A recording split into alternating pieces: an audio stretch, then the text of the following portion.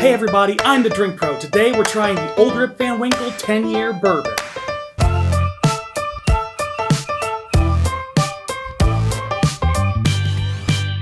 What's up everybody? Kyle the Drink Pro here with you yet again. Thanks so much for joining me. Thanks so much for sharing, liking, subscribing, all of the things you do. Keep thinking about joining the Patreon because now's the time to do it. You're going to have an opportunity to buy a rare allocated bourbon that will only happen for you if you join by October 1st. So that's the cutoff. If you want this opportunity, now's the time. And I'll be releasing soon what that bourbon will be. Today, I'm super excited. I'm not really well kept as usual. I like to have a little bit of shave going on, maybe a little trim, maybe a little haircut, but I couldn't wait. Why? Because I got a very good opportunity recently to purchase the Old Rip Van Winkle 10-year bourbon. Typically when I'm wearing this shirt, you know I'm drinking whiskey that was provided by the Naptown Bourbon Club. It's a 501c3 nonprofit organization. They give a lot of money to charity. They also do some fun whiskey-related things. They do barrel picks and what have you. It's just a way to bring people together to do good and enjoy whiskey. And I'm all about that. However, today it's a little bit different. I don't have a pour that was provided to me by the club. Instead, I have a bottle that I was able to buy because of the club. The Naptown Bourbon Club recently paired with Payless Liquors to hold a sort of mini right-to-buy raffle of sorts. They had several bottles that you could enter a raffle and get a chance to purchase, and I so happened to get lucky and get this Old Rip Van Winkle 10-year bourbon. I'm really excited to try it. I've never had the 10-year Old Rip Van Winkle before. I have had a Van Winkle product. This is the second Van Winkle product that I've had and made a video of. I don't want to spoil it too much, so you can check it out above. But it wasn't really my thing. I felt like it was kind of gentle, not really hitting all the right notes for me. I actually have really high hopes for this particular pour because the proof is different. It's a younger whiskey. This one's 10-year. The last one I tried was Lot B, which is a 12-year whiskey. And this is going to be at a higher proof. It's 107 proof, which I tend to go for that proof point. Now, oftentimes people who don't have experience with Van Winkle products will call this Pappy. It's not Pappy. Pappy Van Winkle products are only the family reserves at 15-year, 20-year, 23-year. I think there might have been some others out there as well, but they're no longer being released. They're no longer part of the current lineup. But if it doesn't say Pappy on the label, it's not a Pappy Van Winkle product. Nonetheless, the Van Winkle lineup is still very hard to get your hands on. The Old Rip Van Winkle and the Van Winkle Lot B are both very rare and exceedingly expensive if you want to buy them outside of a retailer. I knew I wanted to pair the Old Rip Van Winkle with something, but I wasn't quite sure what, so I thought to myself, what's similar? I want a 107 proof bourbon, I want something that's a wheated bourbon, I want something made by Buffalo Trace, although Old Rip Van Winkle Distillery is still its own brand, it's being manufactured now by Buffalo Trace. What fits into that category? Old Weller Antique. That meets all of those criteria. It's kind of interesting too because the history of the Van Winkle lineup was working with and being made by Stitzel Weller. So Weller was still part of that name. Now both of these brands have a storied history outside of Buffalo Trace, but since 1999, Old Weller Antique has been made by Buffalo Trace, and since 2002, the Van Winkle lineup has been made by Buffalo Trace. Now, there was a period of time when there was just some old Stitzel Weller barrels and some old Van Winkle juice that was being blended into the Buffalo Trace products. That time has passed. This is 100% Buffalo Trace product in this bottle. That doesn't mean it's bad. But there are people that really seek out the Stitzel Weller juice and some of the profiles that are coming from that era. One other thing before I open these bottles up and start pouring whiskey, I'm kind of looking forward to the price comparison here because on paper, MSRP, the Old Weller Antique is now $50, although it used to be around $25, but it recently has become a $50 whiskey, whereas the Old Rip Van Winkle 10-year is a $70 whiskey. So the differences between these bottles on paper shouldn't be that much if you look at MSRP. However, the secondary market is radically different. I would say probably about $100, maybe a little bit less depending on where you're located for the Old Weller Antique on the secondary market. But the Old Rip Van Winkle 10-year is astonishingly high. It's like $560, $600 for a bottle in the secondary market. Again, those prices are kind of high. So why is this one so much more expensive than this? I mean, certainly there's a hype machine around the Van Winkle name. People know Pappy and they know Van Winkle if they don't know anything else about whiskey. But is there something to back it up in the profile? Now, I've already laid out that these are the same proof and they're both wheated mash bills, but there's one important difference I haven't talked about. The age. This is a 10-year age-stated product, whereas the Old Weller Antique, it used to be a 7-year age statement. Now it's between 6 and 8 years, we think. There's been a trend in bourbon to have non-age-stated whiskeys released. I think partly because there's such a bourbon boom, people don't want to have to try to fight to maintain big stocks of old whiskey. One other factor I haven't mentioned is that this bottle is currently sealed. We are doing a fresh pop here on the program. Oh yeah. That would have been better if it had all the way come off. Get a fresh pop of the Van Winkle. Ah, it's a good sound.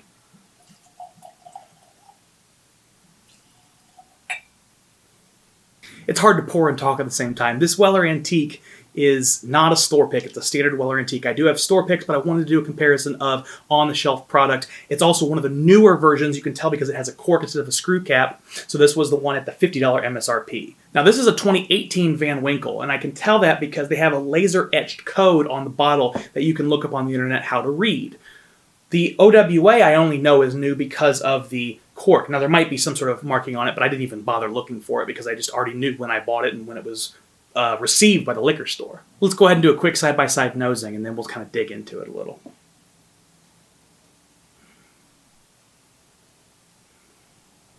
Now, I do know that, it's going to have a different profile because of the fresh crack. Your neck pour, so to speak, is going to taste different than a whiskey that's been open for a while. But there's a little bit more sharpness and a little bit more woodiness on the 10-year here, Old Rip Van Winkle. And that's what I would expect because it's an older product and it's a newer open. So right off the bat with the OWA, I get this beautiful sweetness, lots of honey and lots of berries too, actually. I get sweet cherry and orange, maybe even like a hint of lemon fruit. Not usually the zest is the note I pull, but today it was more of the lemon fruit itself. The flesh of the lemon, which is a little grotesque.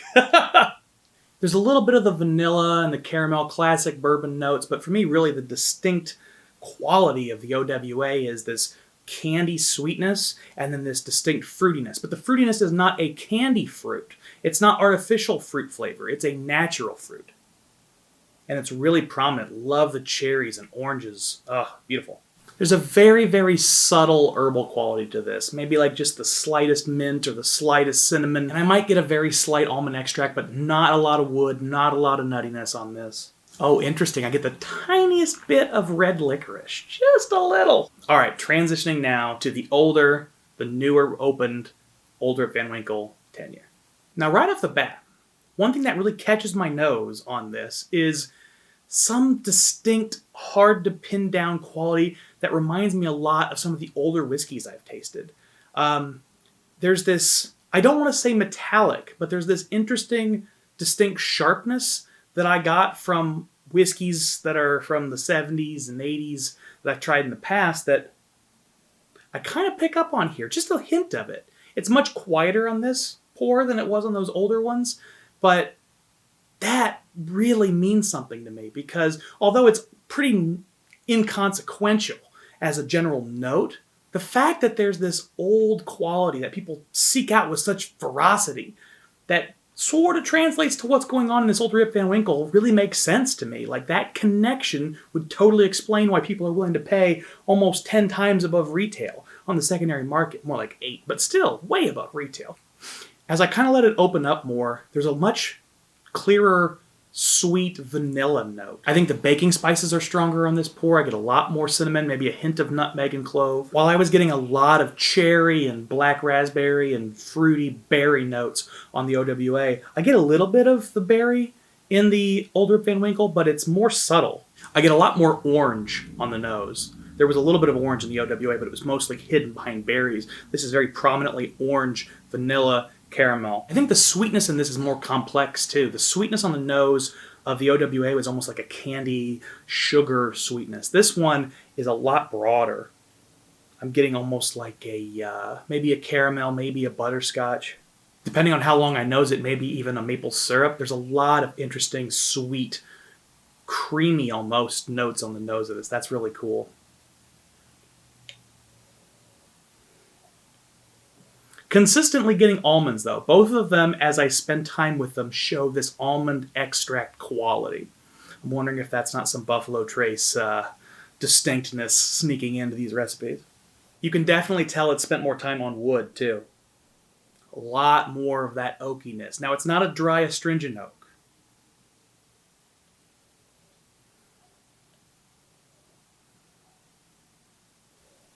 It honestly kind of smells like a rick house. It's got that old woody note, almost a musty note, but not in a bad way. I'm also getting a little bit of, I guess I would say rose on the nose. It's a floral note, but it's very subtle. I'm getting a lot of little hints of things in this Old Rip Van Winkle 10-year. I'm finding little bits and pieces of mint, maybe a hint of licorice, maybe a hint of walnut, maybe even some leather.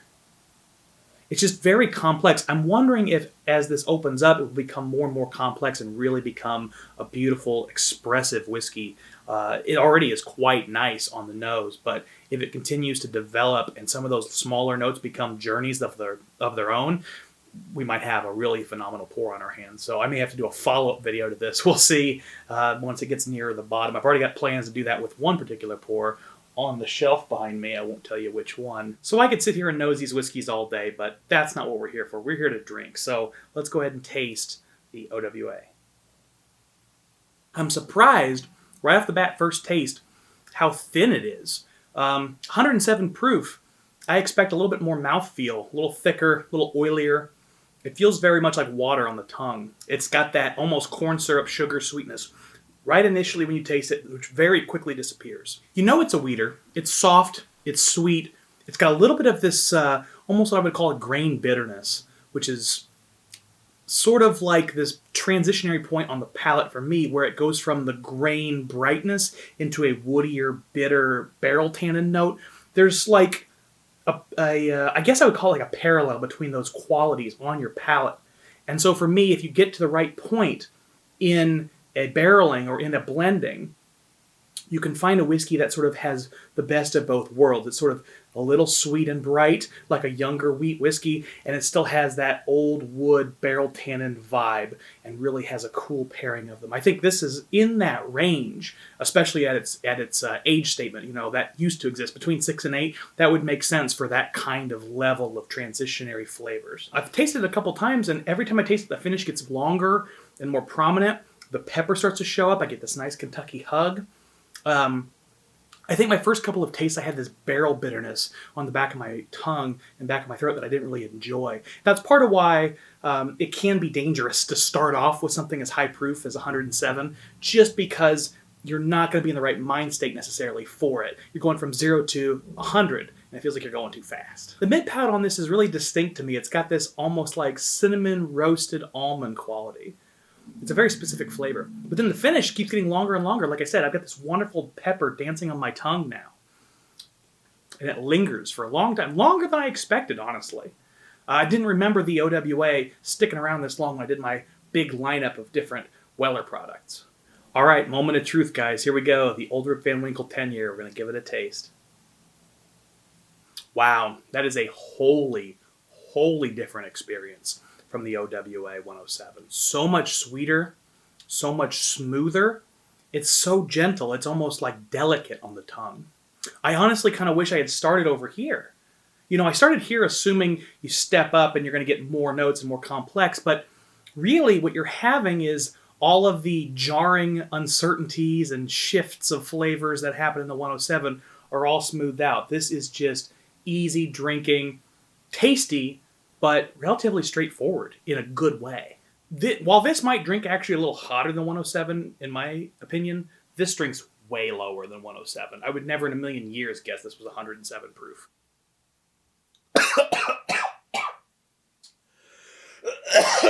Wow, I'm having a hard time with this one. It's so oily, first off.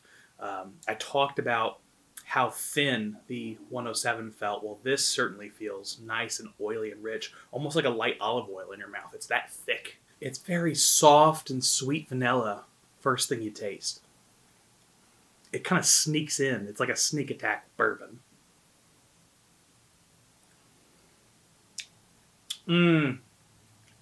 There it was.